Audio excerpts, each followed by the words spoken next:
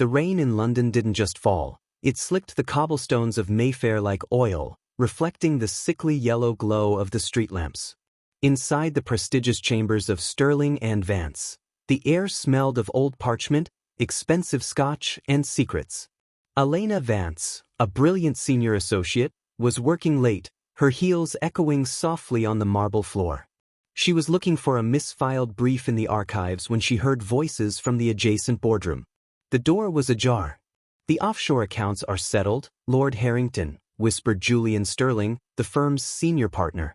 "The coroner's report on the factory collapse has been amended. No one will ever link the faulty foundations to your shell company." "And the families of the 12 workers?" A deep, aristocratic voice replied. "That was Harrington, a billionaire property tycoon and a major political donor. They'll settle for pennies, believing it was an act of God," chuckled Richard Vance, Elena's own uncle and the firm's co-founder. "They have no case. We made sure of it." Elena's blood ran cold. She was staring at a multi-million-pound conspiracy that had cost human lives. Suddenly, her phone slipped from her hand, clattering against the hardwood. The door swung open. Julian Sterling stood there, his eyes piercing through the dark. Within minutes, Elena was dragged into the boardroom. The confrontation wasn't loud, it was terrifyingly calm. Richard looked at his niece with cold detachment. "You will keep mute, Elena," Julian whispered, pressing a heavy silver pen into her trembling hand. "You didn't hear a thing.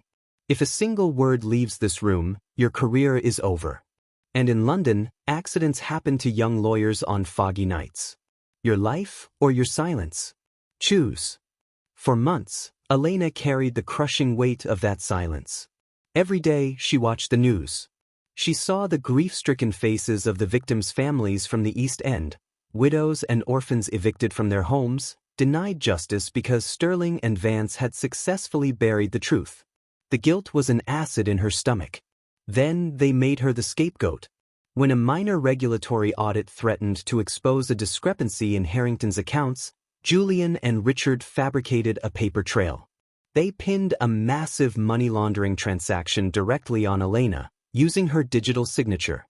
Overnight, she went from a rising star to facing disbarment and a 10-year prison sentence.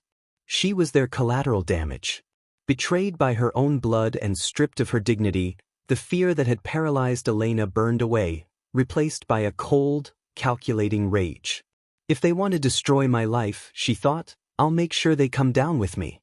Elena went into hiding in a cramped bedsit in Camden, using her legal expertise to build a case from scratch.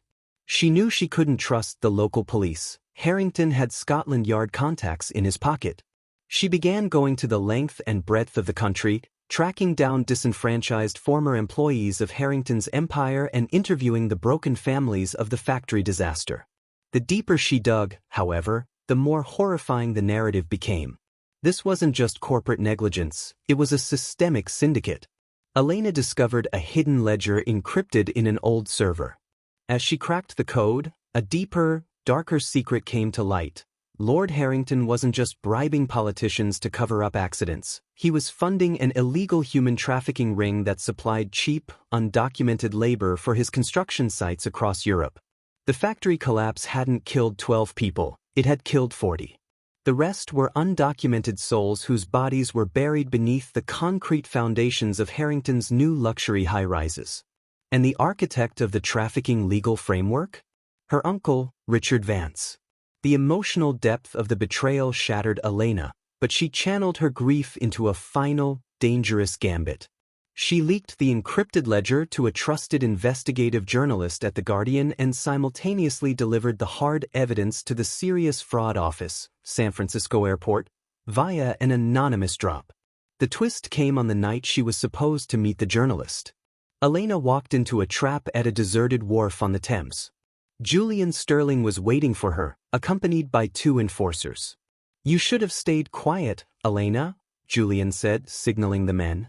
But Elena smiled, tears streaming down her face, not from fear, but from triumph. She held up her phone. "I learned from the best, Julian. Look up."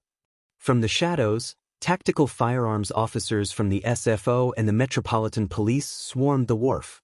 Elena hadn't just gone to the press. She had used herself as bait to get Julian to confess on a live wire transit directly to the authorities. The fallout was catastrophic for the British elite. The exposé shocked the nation. Lord Harrington was arrested at his country estate, his empire crumbling into disgrace. Julian Sterling and Richard Vance were handcuffed in the very boardroom where they had threatened Elena, facing life imprisonment for conspiracy, corporate manslaughter, and human trafficking. Elena Vance lost her family, her firm, and the life she once knew. But as she stood outside the royal courts of justice, watching the victims' families finally weeping tears of relief and justice, she knew she had won. She had survived the dark, and in doing so, she had brought the monsters into the light. Drop a like and subscribe for more gripping true crime stories every week. Hit the notification bell so you never miss another deep dive into the dark side of justice. What would you have done in Elena's shoes? Would you have kept quiet to save your career, or risked it all to expose the truth? Drop your comments below. I read and reply to every single one.